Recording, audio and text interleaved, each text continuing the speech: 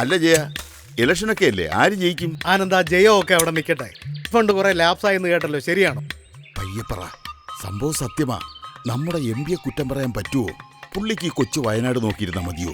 ഇതിന്റെ ഇടയ്ക്ക് കുറച്ച് ഫണ്ടൊക്കെ ലാപ്സായി പോയെന്നിരിക്കും. തന്റെ ഇടതിനും എന്റെ വലതിനും ഉള്ളതൊക്കെ കിട്ടുന്നുണ്ടല്ലോ. അതൊക്കെ കിട്ടുന്നുണ്ട്. പുള്ളി VVIP MP അല്ലേ, വയനാടിന്റെ അഭിമാനമല്ലേ? അഭിമാനമല്ല, രാജ്യം മുഴുവൻ എല്ലാ മേഖലയിലും കുതിക്കുമ്പോ ഇവിടെ വയനാട് മാത്രം വികസന മുരടിപ്പിൽ.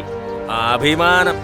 അങ്ങനെ നിങ്ങൾ അഭിമാനിക്കുന്നുവെങ്കിൽ ഇത്തവണ BJP സ്ഥാനാർത്ഥി K. സുരേന്ദ്രനെ കുറിച്ച് വേണം. എതിരെ നിൽക്കുന്ന സ്ഥാനാർത്ഥിയുടെ വലിപ്പമോ പദവിയോ ഒന്നും നോക്കാതെ ധീരതയോടെ നേരിടുന്ന ചങ്കുറപ്പുള്ള സ്ഥാനാർത്ഥി. ജയിച്ചാൽ വയനാടിനെ സ്വർഗമാക്കാൻ കഴിവുള്ള നരേന്ദ്രമോദിയുടെ വിനീത പോരാളി. ജാതിയും മതവും നോക്കാതെ, പാർട്ടിയും പദവിയും നോക്കാതെ വയനാടിന്റെ ഗുണത്തിനു വേണ്ടിയാണ് വോട്ട് ചെയ്യുന്നതെങ്കിൽ വോട്ട് ചെയ്യേണ്ടത് K. സുരേന്ദ്രനാണ്.